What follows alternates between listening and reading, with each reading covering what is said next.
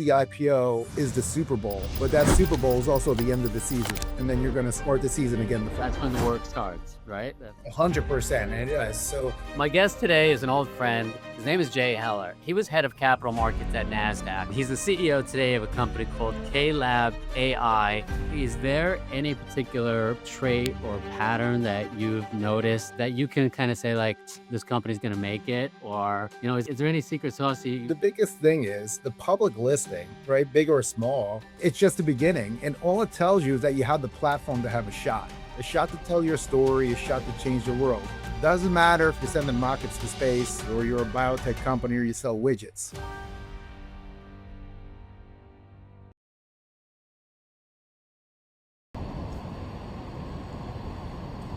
Good afternoon and welcome to the podcast, Startup to Stock Exchange.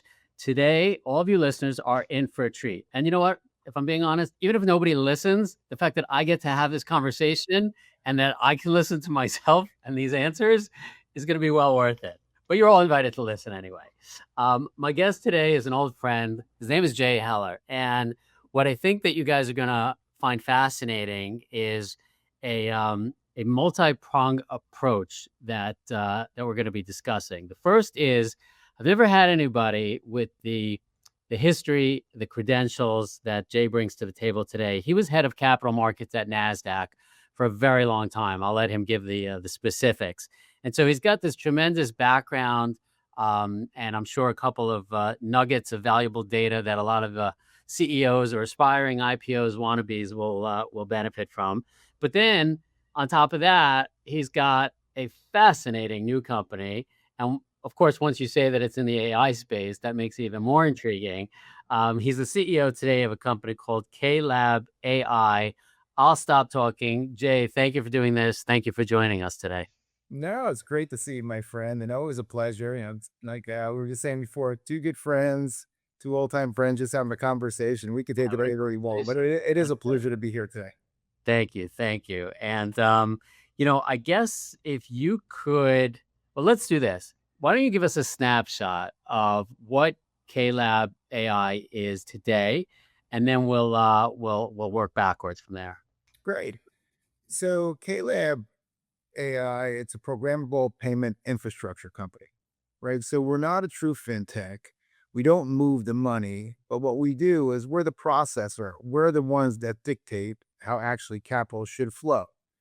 And to keep it real simple, the way that I like to describe it when people say, well, what are you trying to solve? It really is the consternation of supply chain management, right? I'm a government entity, which we spend a lot of time with.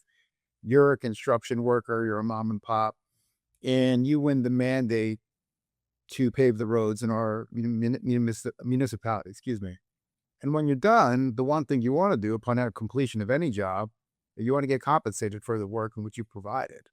Well, dealing with anything where there's suppliers and buyers, it takes time, right? Net 30, 60, 90, 120 days. And when you're working with governments, albeit they're fantastic contracts to win, but ultimately it takes time to really get compensated. So what we do is we alleviate that friction, and we use AI to do all the KYC, all the AML, the KYB, and we process whether or not that point A should match with point B and allow that payment to flow in T+0. So instead of having to wait 2-3 months for that capital to be deployed, and for you as that small business owner to move on to the next project because you need that capital to move forward, we're the one that actually validates that the transaction should move forward. Now, the great thing is when you talk about transparency and bringing it to the next level, we upload all the invoices. We create smart contracts, and then ultimately we take those tokens, the NFTs, and we put them on the blockchain. So think about true transparency and audit standpoint, understanding as me as a government municipality or me as a county, I can tell all constituents, here's how your money is being spent. And we do that in really a light form type of process, but most importantly, technology, we give it away for free to all the governments. And so a transformation of the payment flow, remove the friction of getting paid, bring transparency to the forefront, alleviate fraud, duplication, and really it's a programmable layer that doesn't have to embed with anybody's technology. We lay right above all else, so we can work with anybody.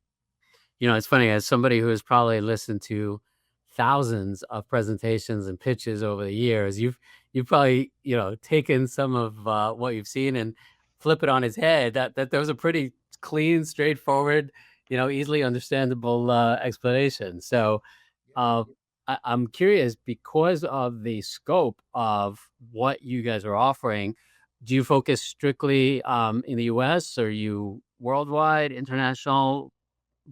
How do you play that out? It's a great question. So I mean, look, in the future, right? It's world domination. Right, of course, it So always is. it always is. Well, when you're starting something, you got to be very thoughtful and very structured because you don't want to fall down before you start to walk. So our main caveat right now is going to be the U.S. and Latin America, and the reason we really focus on Latin America is because the company, the parent in which we've spun out of, there is a legacy footprint in Brazil. There is a legacy footprint in Latin America. So for us, we're going to work in that corridor to Southeast US, and we're going to continue to spread, our wings. And then we're going to work obviously in Latin America. I just got back from Brazil. This is my third time there, actually, in the last 7 months, two times with K-Lab, one time actually with Nasdaq. And it's a great opportunity. So we're going to be very thoughtful before our expansion because as we build our tech and we deploy our tech, coming from my Nasdaq background, and you know this as well, like you're a service provider, service is key.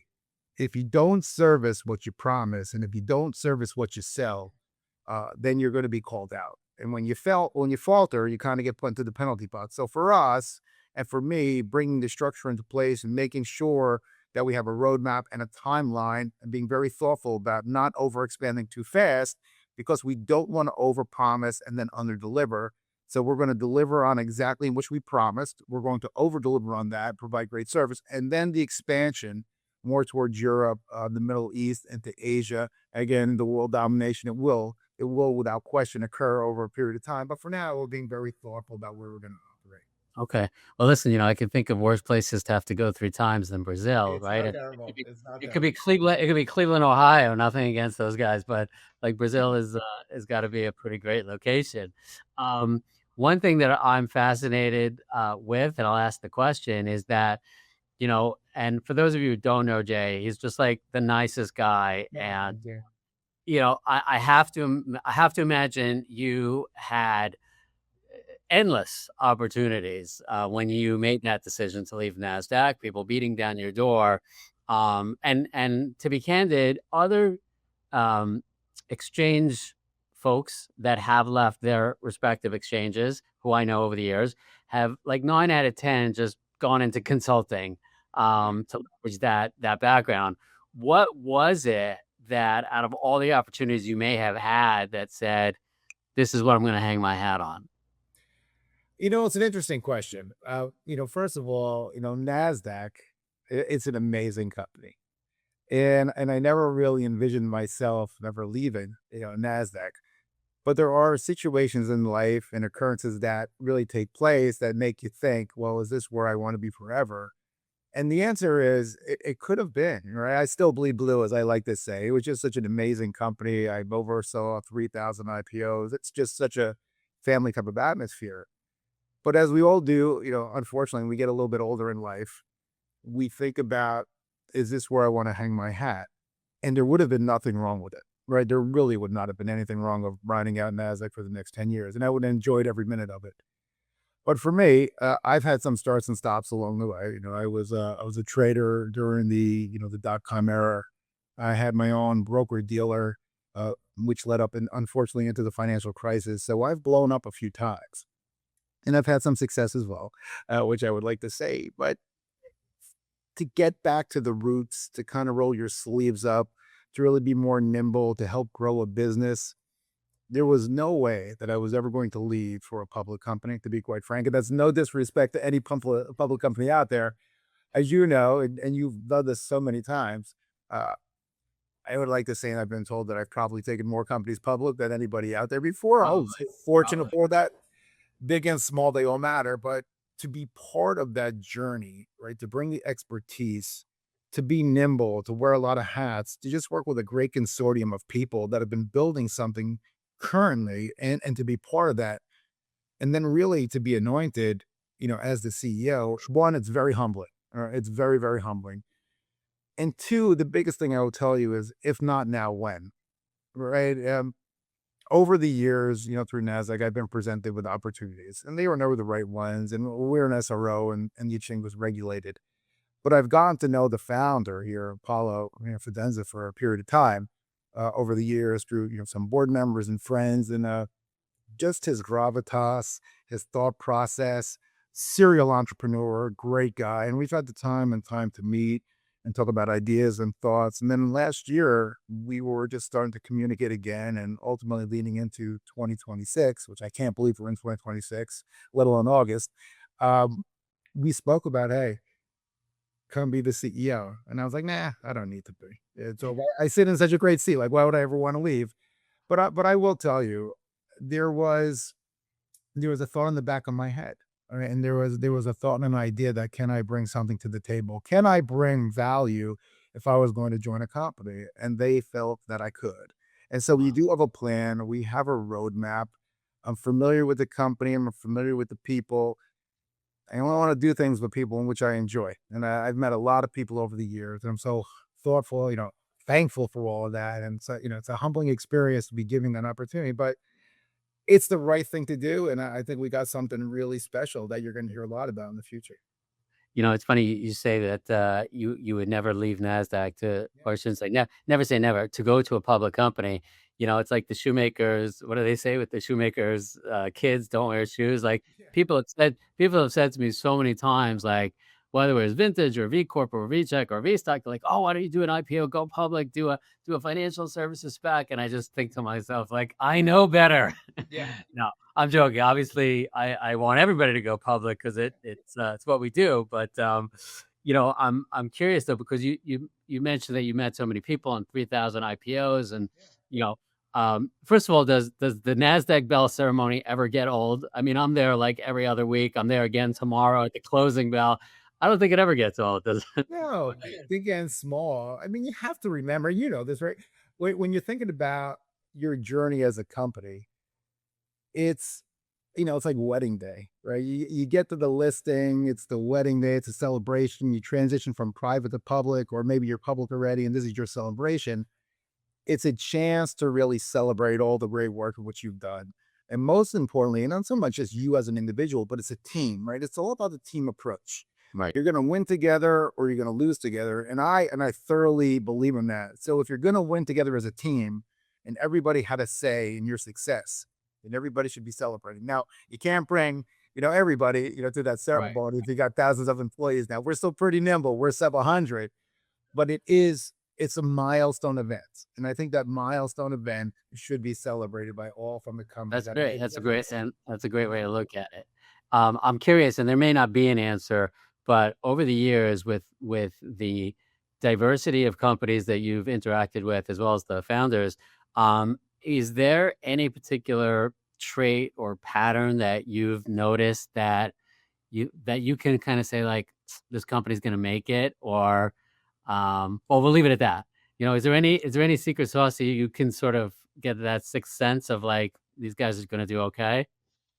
Yeah, I think you could pick some winners and possibly some losers, but look, the biggest thing is the public listing, right? Big or small, it's just the beginning, and all it tells you is that you have the platform to have a Oh shot yeah. to tell your story, a shot to change the world.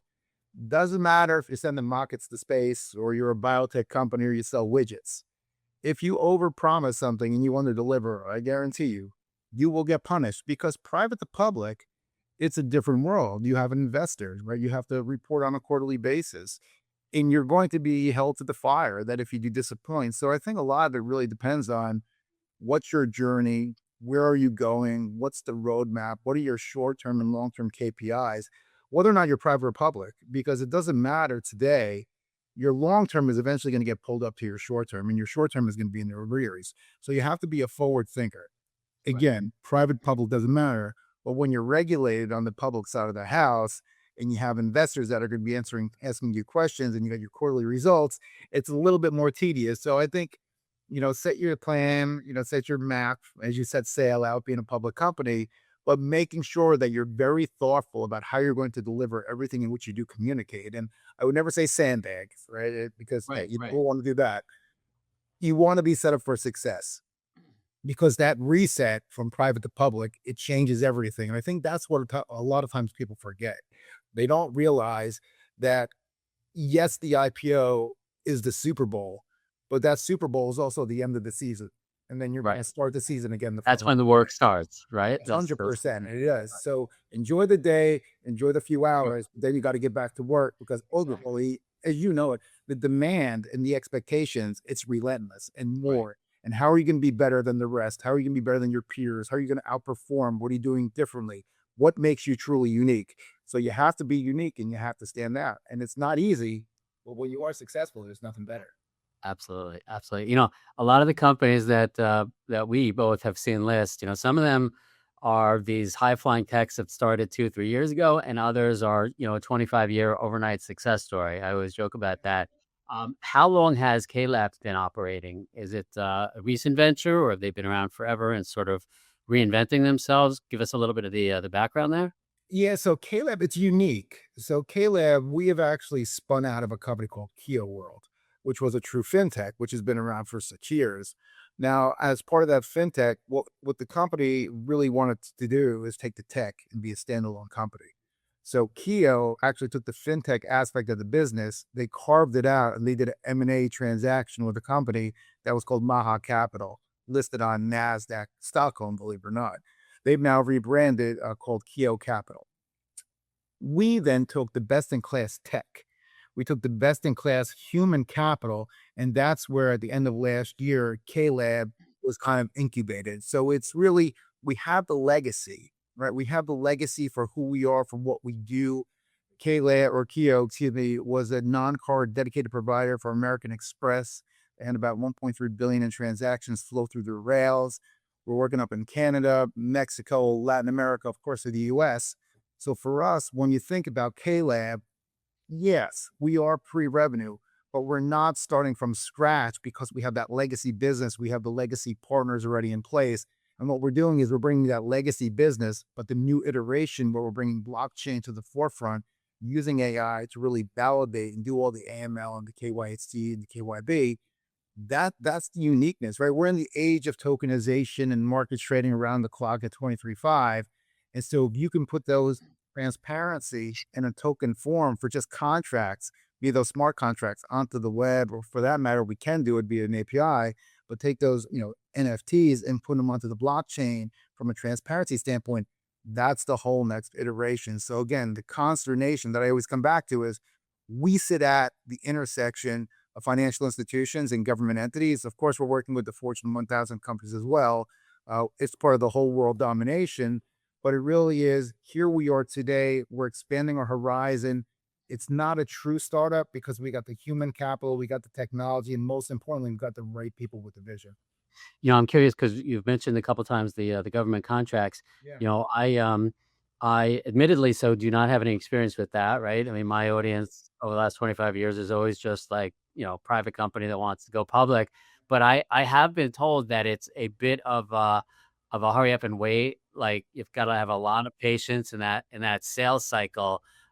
Is that accurate? And sort of who in the government is like the client? Like, who's pulling that trigger that says, "Okay, we're gonna work with you?" So let me take it a step back first, and then I'll expand upon that. Okay. So I joined K-Lab officially in the capacity on May 1st, but I was right. We were speaking prior to that. On May 3rd, I was in Brazil. We were at the U.S. consulate. We invited 75 people to an event to show our technology. 60 showed up. A major VC that got caught at the airport, so we met with them the following day. Within 2 weeks after that, we were invited up to the White House. Now, at the White House, there is an executive order right now under fraud task force to weed out crime, make sure that taxpayer capital is really being accounted for, and it doesn't happen to be disappearing. Um, we were told we're too far advanced, right? Again, they're trying to plug some holes, and it was very, very respectful in the sense that they loved what we were doing, and we appreciated their time. We know how important their time is, and to get an appointment up at the White House, was really wow, pretty unique experience for myself and my colleagues. But part of it was always You should have posted a picture of that on LinkedIn, if it nothing was. I else. think it was. Yeah, sure. Oh, Yeah. okay. I don't think I'm like that. Um, but so from there, it was okay. We want to hit down if the federal level to start. right? Again, that's the Super Bowl of all games. How do you make a quick impact? And it was moving down towards the municipality level, and now we're going to start to the county level. And they want to be our advocate, which we're so humbled by. Uh, but yes, it does take time, right? Anytime you're working with the government, anytime federal or municipality level, it takes time. It's no different. You're building relationships. You have to understand first, what are you trying to solve? And a lot of it is, when you think about supply chain management, people need to get compensated so they can do their job. And they want to get compensated, in an orderly fashion. That's where we come to the forefront with our technology. We alleviate all the pain. We alleviate all the waiting, right? It is truly frictionless. And so it is resonating not only from the federal level, but on the state level to the municipality level. And we think we're onto something pretty special. But again, it takes time. So we're crawling before we walk, we're walking before we jog, and then we're going to jog before we start the sprint. But make no mistake about it. We believe that we're going to be at the 100-yard dash in the Olympics. So Right, we're going to be right, running pretty soon. It's just 26 is the year to build and really start to onboard. 27 is the year to ramp, right? And we are going to ramp a lot of, potential, I don't want to say clients. I always like to say partners. right. And then 27, 28 is where we really start to see that hockey stick. And then we think about where we want to go next. So I'm super excited where we have a true opportunity in this ecosystem. I, I want to ask you a question, and it may be too early for you to be able to answer this, but I think that and I'm going to call out our listeners to pay special attention to this question.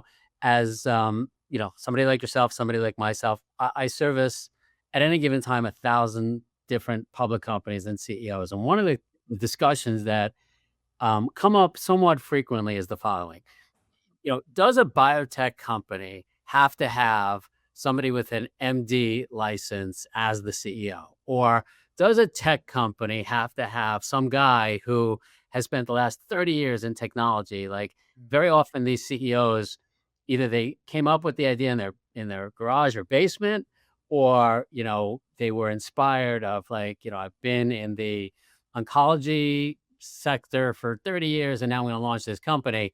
Versus, it doesn't matter the background of a CEO, so long as they are knowledgeable and presentable and can story tell, raise capital, and be that face for the business. So, clearly you have a tremendous, tremendous background, but you haven't been an AI specialist for 30 years, right?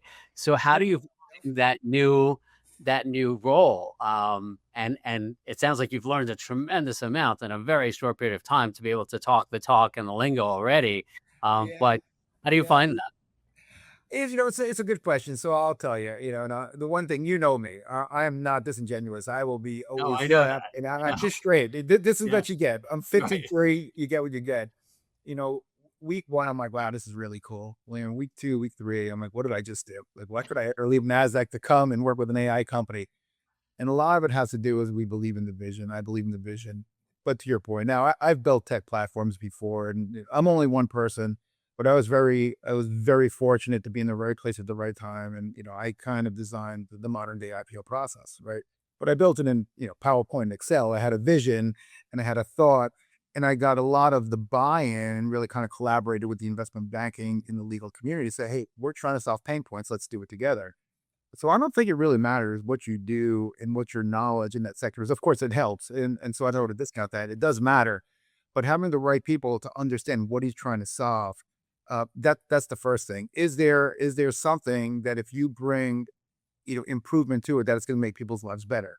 I believe yes. That's one. Two, it's the people, right? You can be an innovator, you could be an entrepreneur, you could be the smartest person in the world, but if you're a standalone and you're one person, I mean, what's your bandwidth really going to be? You Right. have to have the buy-in from everybody in which you're working with. And so big or small, and again, when I was at Nasdaq, I didn't really speak about companies, but let's just say SpaceX, right? For an example, they're a multi-trillion-dollar company when they went public. And I was fortunate to be on site, that day. But then there's a lot of companies that, they'll raise 15, 25, 35 million, and they're not as big, or you're a pre-revenue company, as you referenced, like a biotech. Right. Right. And so if you don't roll your sleeves up and you're not all getting dirty and you all don't believe in the vision and you have, dissension within the ranks where not everybody is operating as a team, Doesn't matter how great you are, your product is, because again, if there is not alignment, then you're going to fail. And I truly believe that. So you do need the buy-in from all of your colleagues, from your investors, from your board.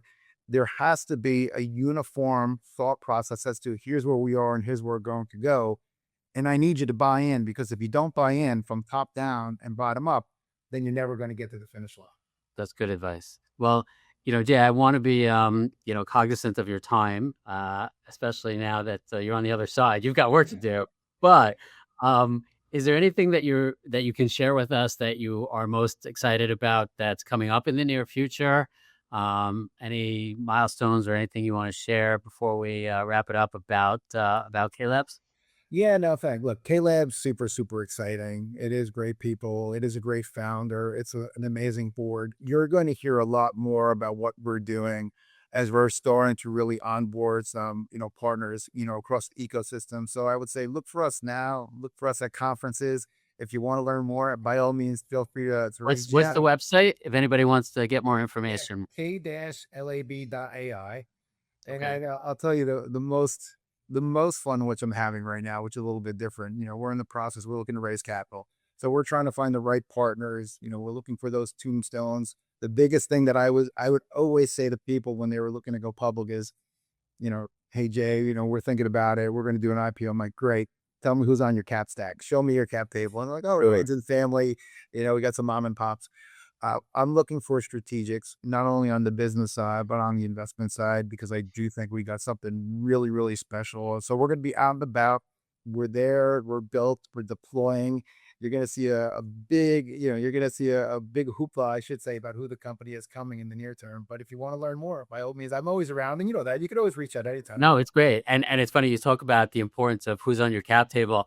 I think I may have mentioned this at one of the conferences we were at together. I was actually moderating, and you were on the panel, and that's where this guy sends us his shareholder list because he wants to onboard with us at VStock, and I see that on his shareholder list he has Elon Musk and Steph Curry and a couple like LeBron, and I'm like I couldn't help myself. I called him. I'm like, John, like, how did you get to these guys? How'd you get them to invest? He's like, oh, you wanted to know my current shareholders? I thought you wanted to know who I wanted to have as a shareholder. I'm like, Pretty big yeah, difference. yeah, slight difference. So knowing your shareholders is definitely the way to go. Listen, Jay, thank you so much. I hope that this is the first of many times you'll come onto the podcast in a couple Anytime, months or buddy. a year. You'll update us all the great things that you're doing, and we're looking forward to seeing that. Fantastic. Thanks for the platform. Great to see you as all. Absolutely. Always around, and we'll be back with some updates. It was a pleasure. Okay. Thanks again. Bye. All right. Take care.